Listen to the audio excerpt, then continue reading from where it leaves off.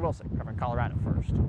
Oh gosh, learning so many new things about Colorado here, Dave. I didn't know that we had bats out I know. there. I got a bat over my front door that poops on the porch all the time. I can't get rid of the guy. He's just hanging out there all the time. Catch mosquitoes. Yeah. Rayetta, our producer, said get a bat house. That might do it. We'll try that. Hey, here's what we're watching today. 2 rounds of storms today between 2 and 5. We could get some gusty storms coming through. And then later tonight, about 5 p.m. to midnight, severe storms might go. These might be late storms that go all the way to midnight tonight. You could already see the clouds building up on the west side and north of the city here. It's 79 at City Park right now. And most of our temperatures are in the 70s. 72 up in Fort Collins, it's 70 in Golden, and 78 in Centennial. Not much rain yet or thunderstorms coming together. The clouds are building right along the northern front range here, and there's a whole lot of moisture coming in ahead of a cold front that you could already see making its way into northwestern Colorado. The low pressure area moving from Idaho into Wyoming. That's the next big thing. And when that slides through later tonight, it is really going to energize some storms. So there's a lot of questions on the timing and that type of thing. So as we go through it, let's time this out. Increasing clouds already. This afternoon, 1 or 2 storms. The best chance for bigger storms this afternoon is going to be North Denver up towards Fort Collins here across Weld County, pushing all the way into Sterling by 5 p.m.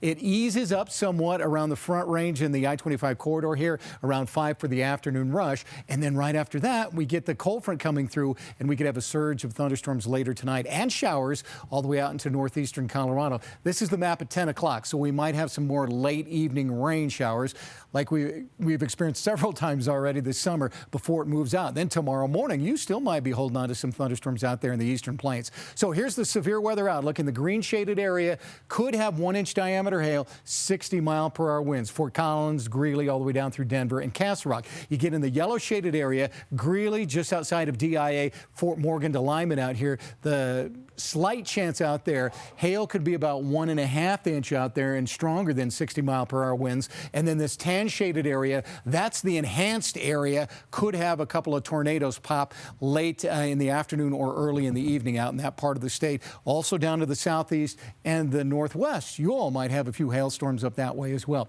So temperatures before all this comes together, 70s in the foothills and the mountains. We'll be in the 80s right along the northern I-25 corridor here. Hygiene should be about 84 in your neighborhood. Down in El Dorado Springs, about 82 degrees today.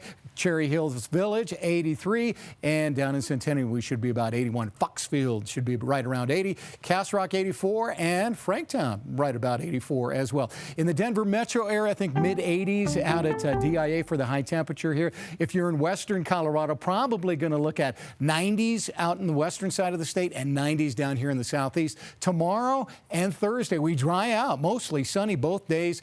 Mid-80s Wednesday, near 90 Thursday. And then Friday into the weekend, we get a little more surge of moisture coming back. Afternoon thunderstorms with temperatures hovering in the upper 80s to near 90 degrees all weekend long. Probably, Brian, the best chances of rain this weekend are going to be Saturday, Sunday, not so much on Friday. Okay, and the 90s still sticking around. Yeah, 89 is about normal, so we're going to be normal for a while. Okay, yeah. Normal is good. All right, Dave, thank you.